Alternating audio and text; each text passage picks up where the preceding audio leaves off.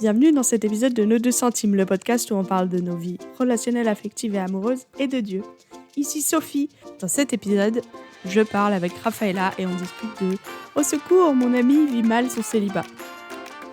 J'ai voulu discuter avec Rafaela parce que c'est une de mes amies qui m'aide dans la vie de tous les jours, qui m'aime dans la vie de tous les jours et elle a un très bon exemple pour moi de femme qui sait faire de la place pour des gens mariés ou célibataires dans sa vie. J'ai envie de nous encourager dans cet épisode à écouter, que vous soyez célibataire ou marié.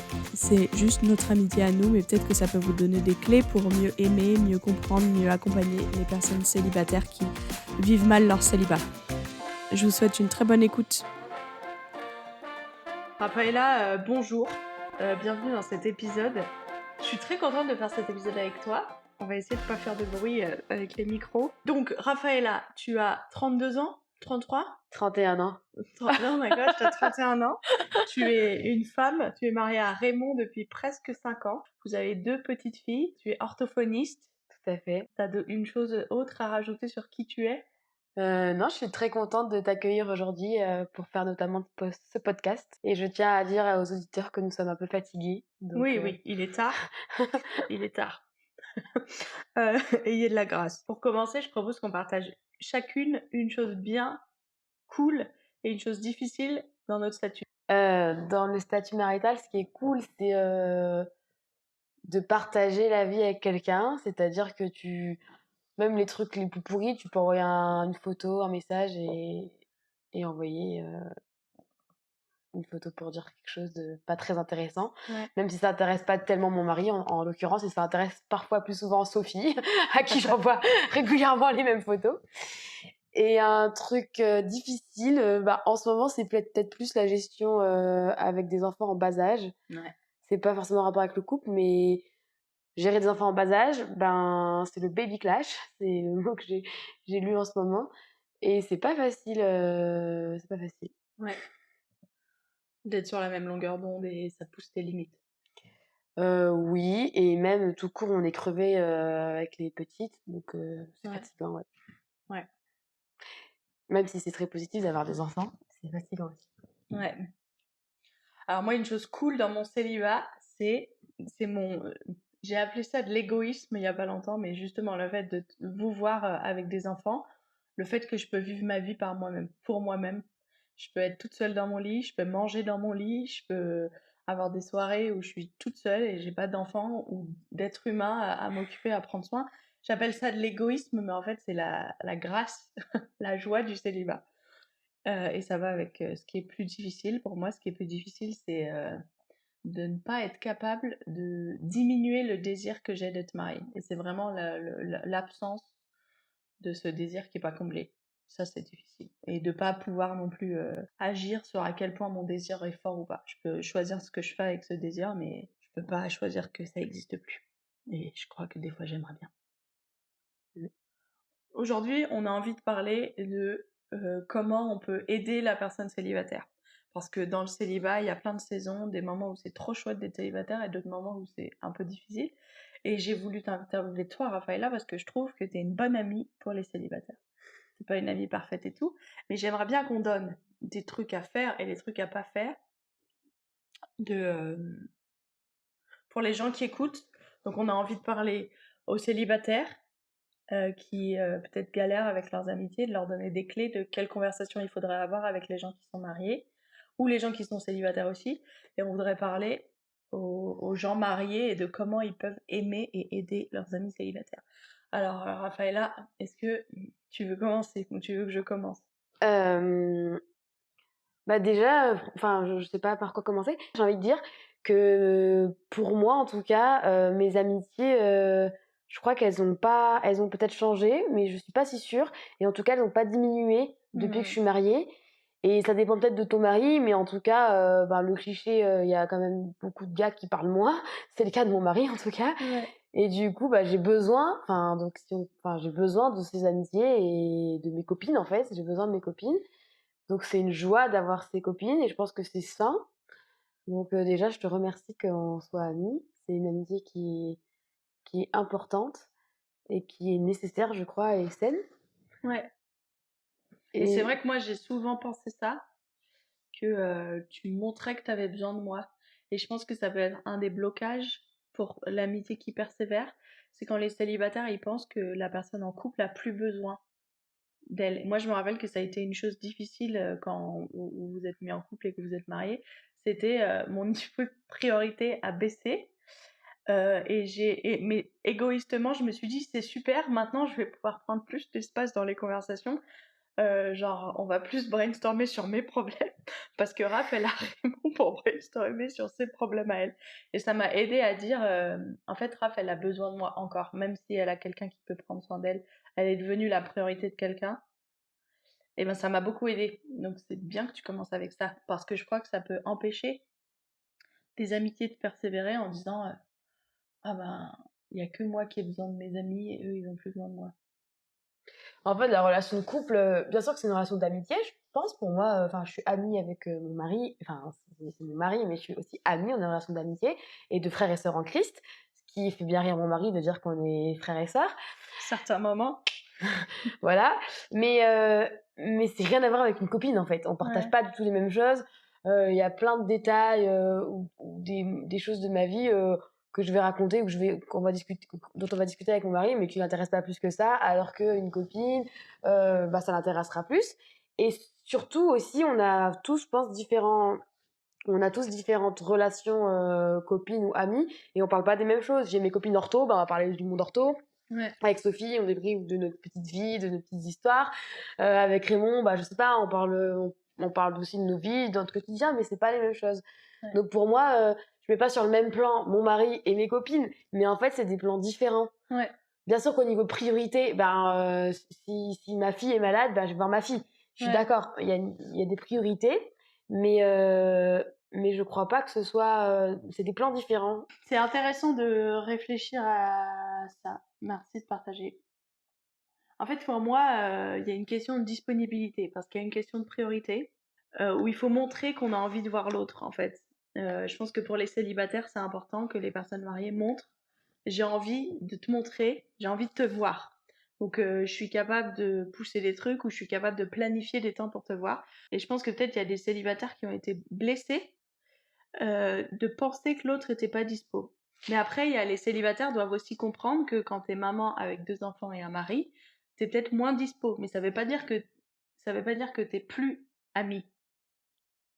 Mais après, je pense, Sophie, qu'il y a des personnes peut-être vexées à juste titre. Parce que parfois, il y a différentes saisons du mariage, et il y a peut-être des saisons du mariage où selon les personnes, selon les personnalités, Oui. selon les couples, ben, les gens gardent plus ou moins leur amitié. Donc c'est Oui. aussi des choses vraies, Oui. il me semble. C'est pas pour dire que moi c'est bien comme j'ai fait, c'est que moi je suis extravertie. Ouais. Et en fait j'ai besoin d'avoir différentes relations. Et t'es en capacité d'avoir différentes relations. Enfin, en capacité émotionnelle et Peut-être, relationnelle de gérer pas mal de relations. oui. Mais peut-être que déjà quand tu te maries, il y en a certains qui se sont renfermés et peut-être qu'ils avaient besoin de ça et du coup ça a été difficile pour les personnes qui étaient célibataires à côté. Et je comprends que c'était dur, mais on peut pas non plus juger parce que parfois ben, il y a une nouvelle relation et la personne elle doit se mettre là-dedans Oui. complètement et elle avait plus de place comme tu dis pour autre Ouais. chose en fait. Et du coup, je crois que c'est intéressant en tant que célibataire aussi d'être au clair sur le fait que forcément la relation elle va changer et il y a un deuil à faire du nombre d'heures de disponibilité de priorité. La vie, le groupe d'amis, c'est pas comme dans Friends où ils ont des enfants, ils se marient, ils rompent, ils se remarient et ils restent tout le temps autant disponibles les uns pour les autres. Enfin, la vie c'est pas ça, l'amitié c'est pas notre amitié elle évolue. Enfin, c'est absurde ces représentations de l'amitié quoi. Oui, elle peut évoluer et avec le mariage, tes études du jour, mais aussi avec la distance quand on déménage, aussi avec le travail, même Ouais. si t'es pas marié, mais en fait t'as un travail plus prenant. Enfin, c'est pas que le mariage qui fait évoluer l'amitié. Et après aussi, je trouve que ce qui marche, je pense, dans notre amitié, c'est qu'on se dit les choses Ouais. et que on se connaît assez bien pour dire tu me déranges, mais Ouais. l'un et l'autre. Donc, bah tu m'appelles, c'est l'heure du bain, je te dis bah là c'est le bain où je te raccroche au nez parce que Ouais. en fait il y a une crise d'une petite. Je sais que tu vas pas être vexée. Avec quelqu'un d'autre, j'aurais peut-être pas autant de liberté, mais Ouais. c'est ce qui fait que notre amitié, je pense qu'elle est assez Sécure. solide. Ouais, c'est ça, c'est clair.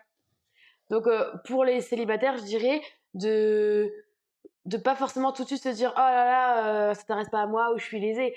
Peut-être aussi se dire bah effectivement la vie est un peu différente, il y a d'autres priorités et ça veut pas dire qu'elle m'aime moins. C'est Ouais. plus, il y a des choses parfois, on peut pas faire autrement. Moi, ce que j'apprécie beaucoup, on continue hein, sur qu'est-ce qui est difficile ou qu'est-ce qui est facile dans le fait, mais moi j'apprécie beaucoup quand je viens chez vous, c'est vraiment comme si je viens dans ma famille.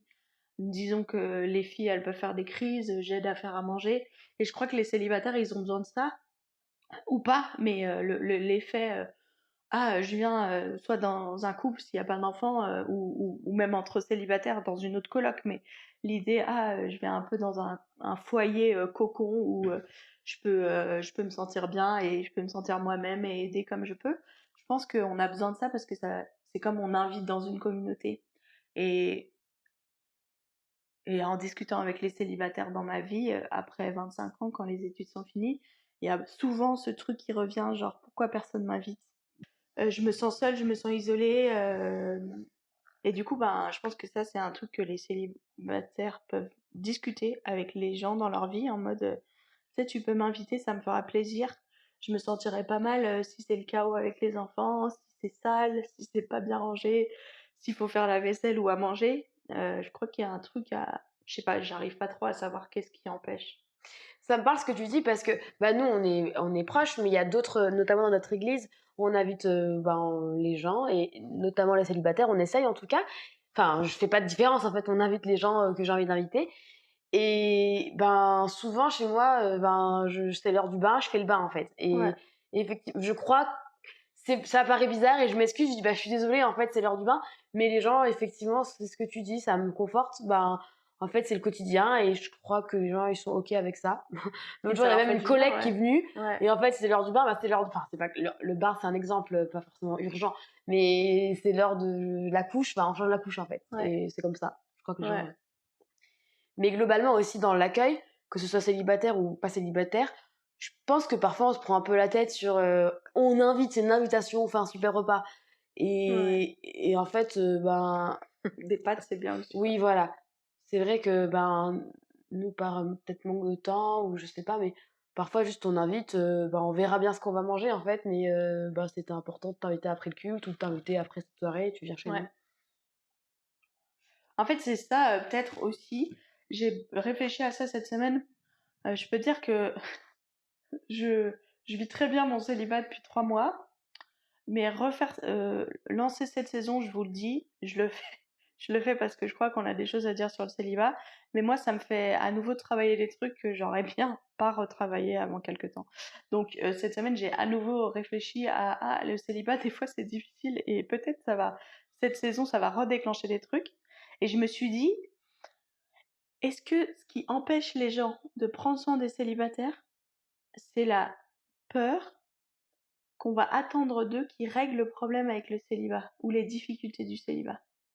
Genre, à l'église, on n'invite pas le célibataire parce qu'on se dit, ah, s'il me dit qu'il vit mal son célibat, moi je peux pas l'aider, quoi. Et je sais pas, peut-être un peu cette peur-là, et que moi j'ai envie de dire, comme tout dans la vie, la chose la plus grande qu'on peut donner à quelqu'un qui est en galère et qui souffre, c'est juste d'écouter. D'écouter avec amour, avec compassion, et de laisser la personne vider son sac. J'ai l'impression que dans ce salon, chez vous, je peux vider mon sac. En fait, on a besoin d'être écouté et d'être entendu comme toi dans tes difficultés de maman, de femme active et tout ça. T'as juste besoin d'être écouté, t'as pas besoin que je te donne des solutions, quoi. Et ça pourrait peut-être empêcher soit des célibataires de parler vraiment de ce qu'ils vivent de difficile dans le célibat, soit des personnes mariées ou célibataires d'inviter d'autres célibataires. Je sais pas pourquoi les gens invitent moins les célibataires, mais par contre, je pense que parler de son intimité, que ce soit le mariage ou le célibat, c'est difficile pareillement. Et je suis pas sûre que les gens disent de leur mariage comment ça va non plus, C'est vrai, t'as raison. tu vois. Et par contre, le constat que les célibataires sont moins invités, je crois pas que c'est. Pour moi, je ressens pas une question de culpabilité, enfin pas de culpabilité, mais de. Je le, le fait qu'on invite moins les célibataires, je le ressens pas forcément. Enfin, je sais pas pourquoi c'est le cas, mais c'est le cas que je repère aussi, que mes amis célibataires me disent.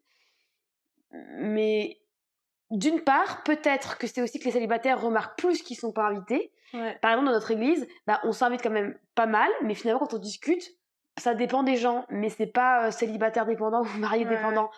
Donc en fait, quand tu es célibataire, ce que tu remarques plus que tu es pas invité parce qu'effectivement, tu es seul. Ouais, Donc tu ouais, remarques plus. ouais.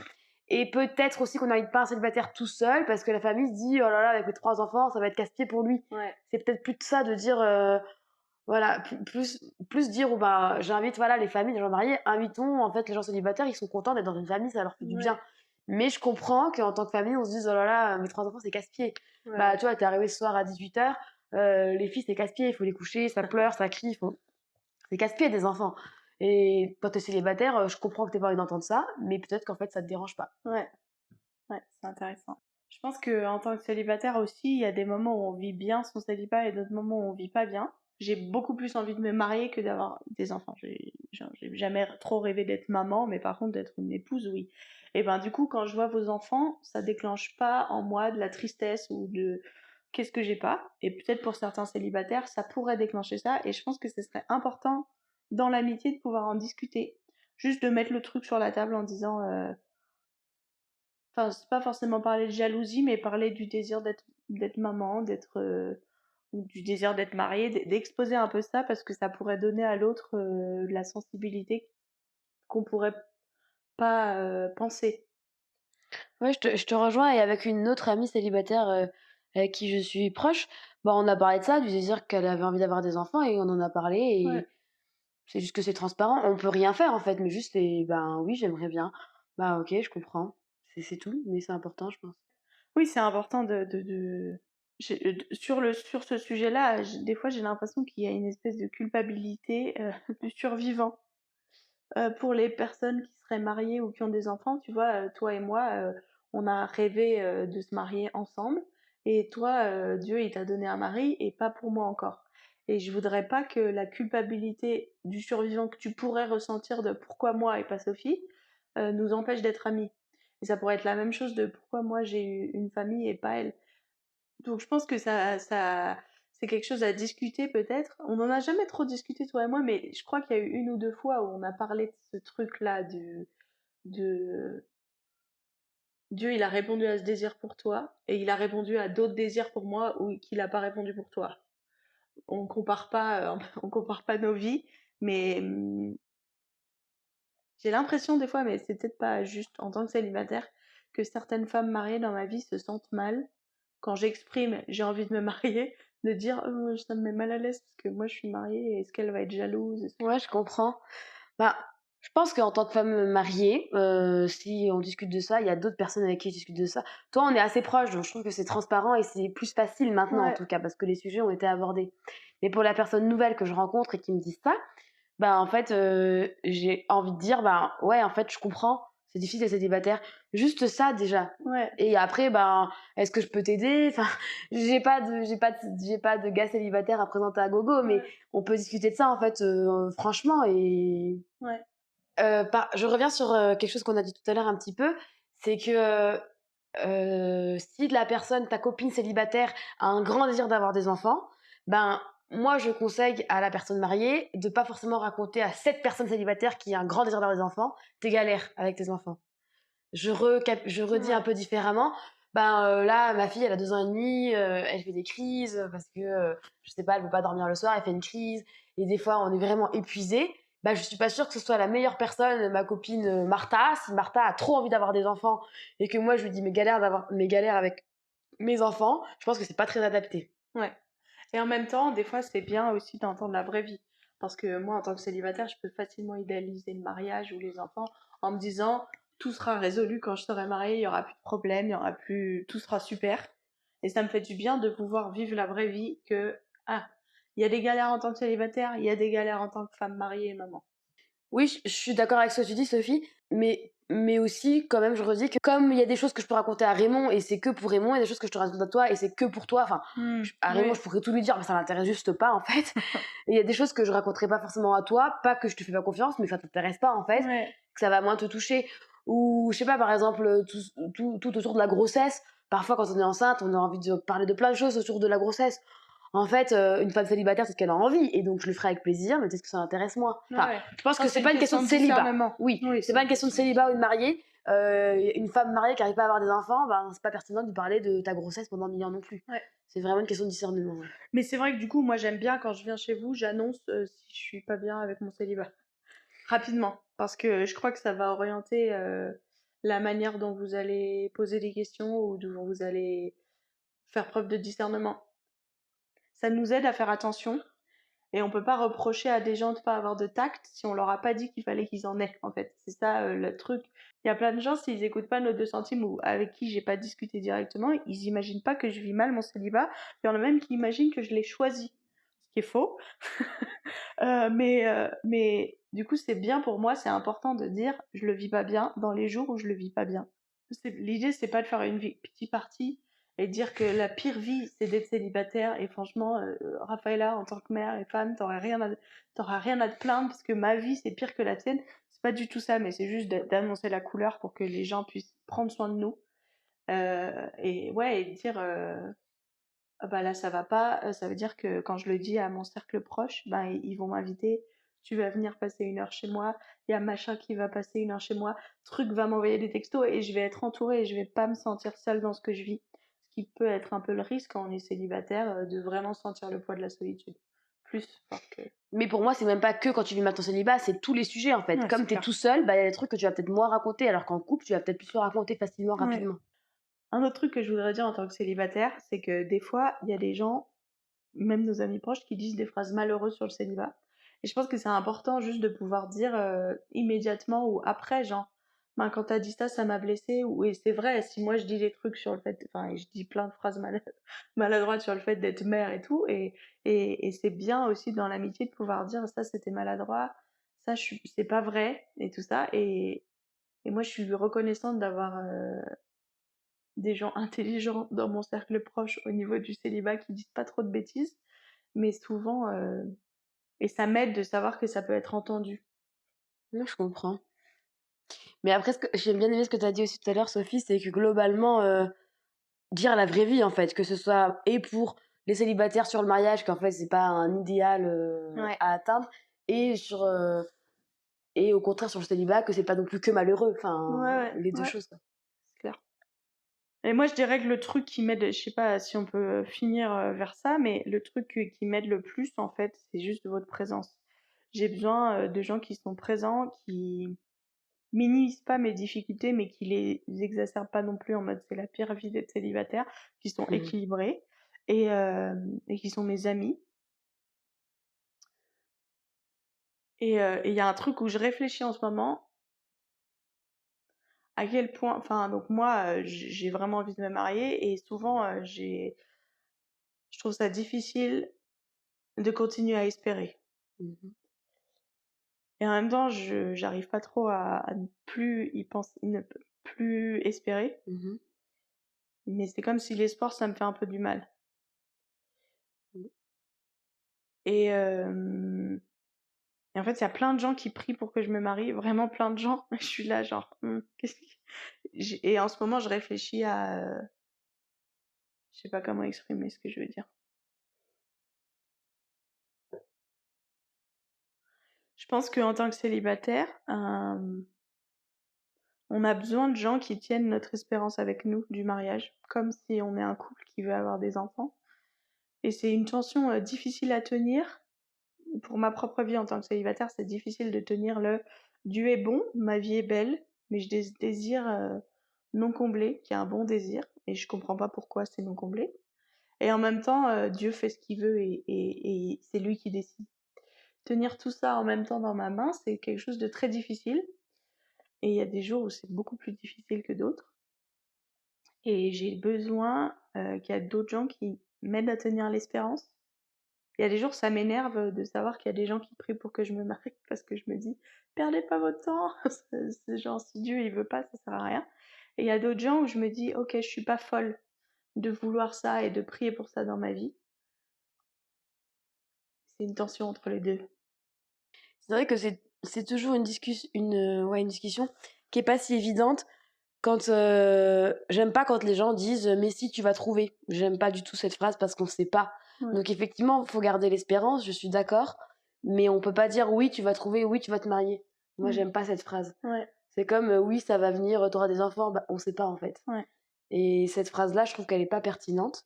Ça veut pas dire qu'il faut dire non, ça n'arrivera jamais, mais dire en fait, ben, ok, là c'est dur en ce moment, t'aimerais, on va prier pour ça. Ouais. Ça peut arriver, on est là. Ouais. La pire des phrases, je crois, pour moi, c'est elle est célibataire. Ah, ben on comprend pas pourquoi, elle est belle, elle est intelligente.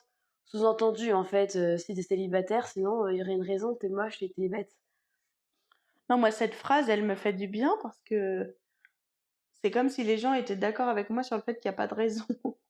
Et du coup, quand j'ai Mmh. l'impression qu'il y a une Mmh. avant, je pensais que je devais réparer un truc en moi et ça expliquerait pourquoi je suis célibataire. Aujourd'hui, je sais que c'est pas ça. C'est Dieu qui a décidé que. Euh, Ça me fait du bien de me dire, ah, les gens non plus comprennent pas. Oui, d'accord, de te dire en fait, je suis pas folle, je suis pas moche, je suis pas. Oui, je comprends ce que tu dis. Mais c'est surtout ce truc de ça va venir un jour. Ouais, ouais. Et de chercher une raison. Mais c'est surtout ce truc de mais ça va venir un jour, on n'en sait rien. Et aussi, ben, il n'y a pas de raison. Ouais. Oui, Des enfin, fois, oui. oui, non, mais j'entends ce que tu dis, que c'est rassurant de dire, bah, en fait, les gens, ils me voient pas un gros problème. Après, est-ce qu'ils te le diraient, je sais pas, en fait, mais. Mais peut-être tu ne Tu dirais vois, pas cette oui, phrase. je dirais pas cette phrase. Non, je comprends ce que tu dis. Si, je pense vraiment. En tout cas, t'es belle, t'es intelligente, moi, je te trouve super. Voilà, ça, c'est génial. Mais de dire, il y a pas de raison, ça va venir, non. Mais de dire, bah, en fait, moi, je trouve super intelligente. Si tu trouves quelqu'un un jour, quelqu'un te trouve, tu seras une perle pour cette personne. Ouais.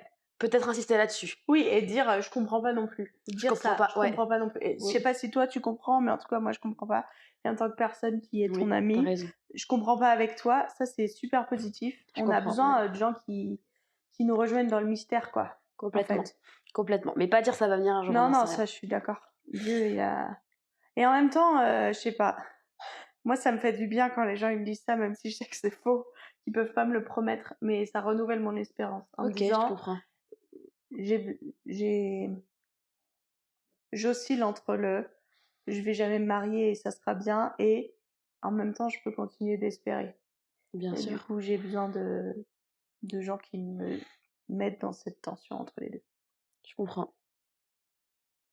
Je dirais quand même, on peut le dire, que si vous êtes ami avec une personne qui vit une rupture ou qui vient d'apprendre que son crush et tout ça, et c'est pas réciproque ou qui s'est fait friendzoner ou je sais pas quoi, il y a vraiment un enjeu d'être présent pendant les jours et les semaines. Enfin voilà, faire des bisous sur le front, prendre des nouvelles et tout ça parce que c'est hyper isolant comme expérience. Enfin, l'expérience du rejet quand t'es célibataire et que t'as envie de te marier, c'est quand même délicat.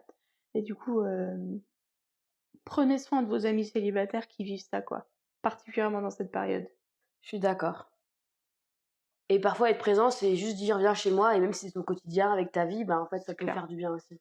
C'est clair. Est-ce que tu as d'autres conseils, Raph, que tu voudrais dire aux célibataires ou aux gens mariés qui aiment les célibataires?